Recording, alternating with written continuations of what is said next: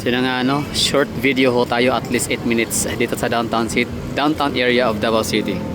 Siyempre binabaha ang Davao City or binaha ang Davao City kagabi So nagsimula yung baha 5 PM, tumaas at umapaw alas 6 hanggang alas 9 ng gabi at yun na nga napicturan, nabidyohan ang mga taong bayan ng Davao City doon, particular sa Talomo River or lahat ng mga barangay na madadaanan ng Talomo River ay talagang nagkaroon ng flash floods, nag-overflow yung tubig sa ilog nila.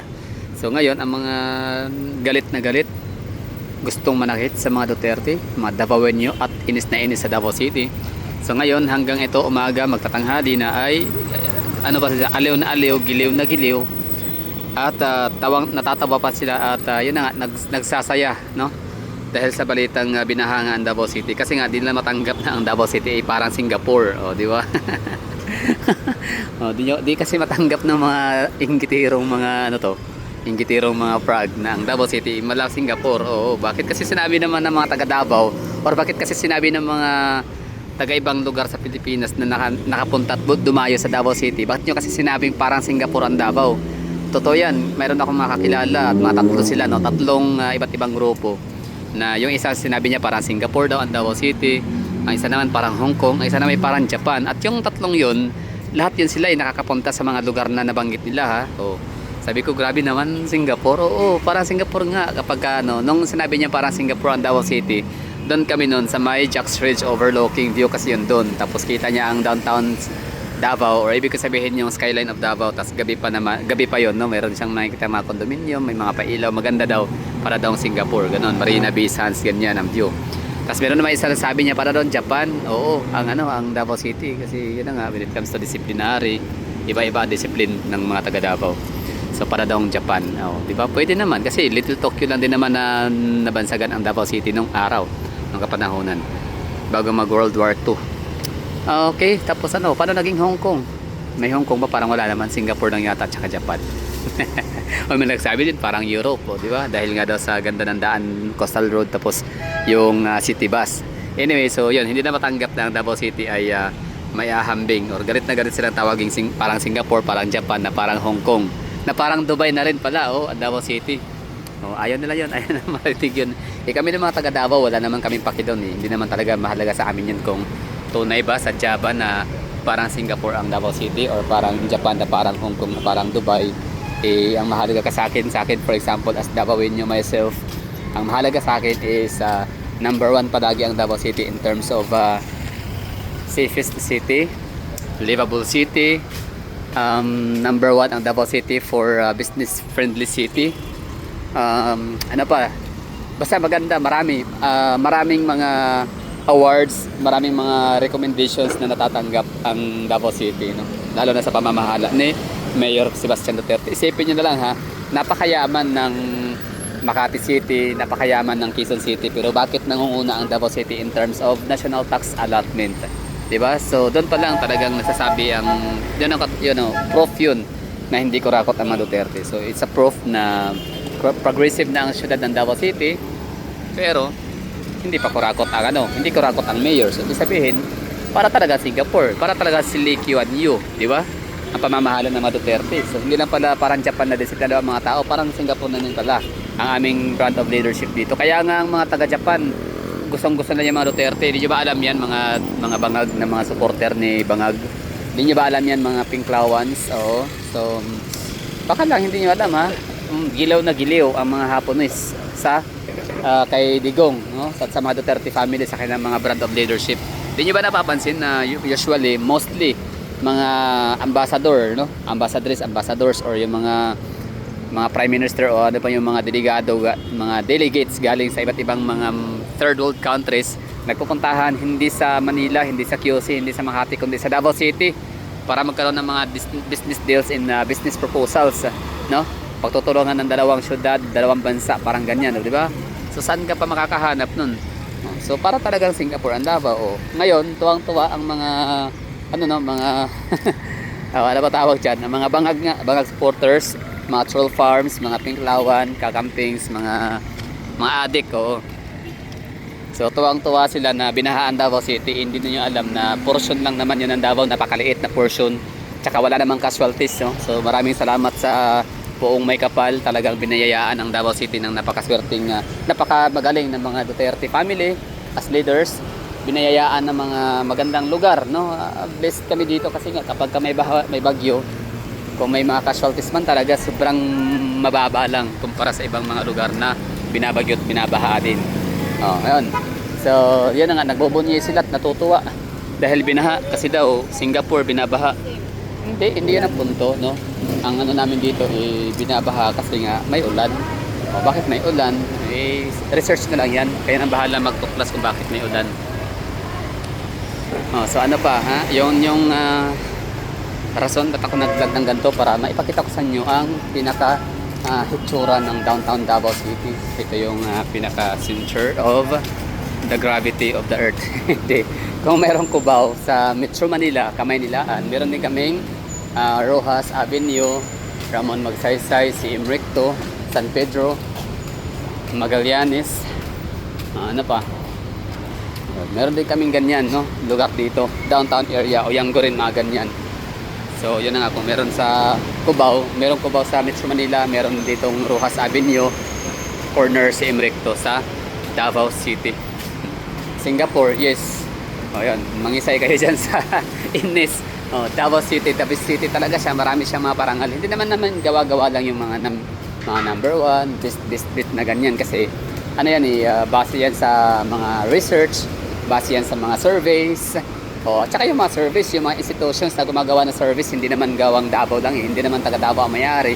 Gulat na nga lang kami na hinirang ng ano yun, travel index, basta nakalimutan ko na, basta marami mga mga travel basta institutions, no, na may kinalaman nga sa pinakamagandang syudad, pinakamalinis, pinaka-safe, pinaka-organized, pinaka-disiplinado, pinaka-progressive na city, most promising city, business friendly city, livable city, cleanest water, mataas ang air index, livable, breathable. Sa Davao City lang ang laging nanalo, nakakakuha ng parangal number 1. Lagi yan. Kaya nga nitong umulan at nagkaroon ng baha kahapon. Hindi nga pala umulan talagang ang ulan doon sa may pinakabundok ng Mount Talomo at napuno yung dam ng Kalinan, kaya yon binuksan ng bahagya kaya nagbaha. So in fairness talaga, sadyang napaka-bless sa mga taga Davao City kasi hindi kumitil ng buhay, nasisira lang yung mga sasakyan, yung mga bahayan. Pero ano pa rin, napaka-limited, para napakababa pa rin ang rates kumpara sa ibang mga lugar sa Pilipinas na binabaha din. Ito yung hitsura, ha. Baka kasi talaga inisip ngayon ng mga tanga, siguro di pa nakasakay ng eroplano. Hanggang doon lang talaga sa bahay nila, tapos kung makapagyabang, akala mo talaga ang gagaling. Kung makapagmura sa mga taga Davao, kung makapagmura sa Davao, kung makapangutya, no, sa Davao City, akala mo talaga gaganda ng lugar nila. Yan naman pala kahit nga siguro sa kalsada wala kayong panama sa kalsada namin dito. Tingnan nyo na, tingnan yung kalsada namin, linis, di ba? Tingnan yung mga kalye namin dito, ang lalawak pa ng mga sidewalk. Sa lugar ba ninyo, maliban kung hindi siguro dahil sa BGC, kung hindi siguro dahil sa Ayala, hindi kayo makakatikim ng mga lugar na walang kuryente ang ibabaw, di ba? Kung magpasalamat kayo sa mga Ayala. Magpasalamat kayo sa mga Mega World, magpasalamat kayo sa Rockwell, mga ganyan, kung ano pa yung mga developer dyan. Magpasalamat kayo kasi kung it wasn't for them, hindi kayo makakakita ng kalye kagaya nito na walang makikita mag overhead wires. Baka hindi kayo makakapaglakad sa kalye na maaliwalas gaya nito. Tingnan nyo ang sidewalk namin, ang linis, ang lapad, di ba? Walang mga obstructions, wala masyadong mga vendors. Kung may mga vendors na kami, mga ambient vendors, di ba? Organized pa rin, malinis din. Magpasalamat kayo sa inyong sa mga negosyante. Kasi kung wala sila, wala yung inyong mga politician ang bububo, walang alam tungkol sa safety protocols. So dito sa Davao City, ang ginawa ni VP Sara Duterte nung mayor pa siya, para mas maging ligtas ang mga Davaoenyo pagdating sa sunog, lindol at baha. So ang ginawa niya, ibinaon niya ang mga kuryente sa ilalim ng lupa para wala nang pangamba na baka madaganan ng poste kapag may lindol or masunog, masira yung mga kuryente, o di kaya yung magbaha, no? Magkaroon ng mga grounded, mag-ground ang mga tao dahil sa tubig, tapos baha, ganyan, tapos kuryente.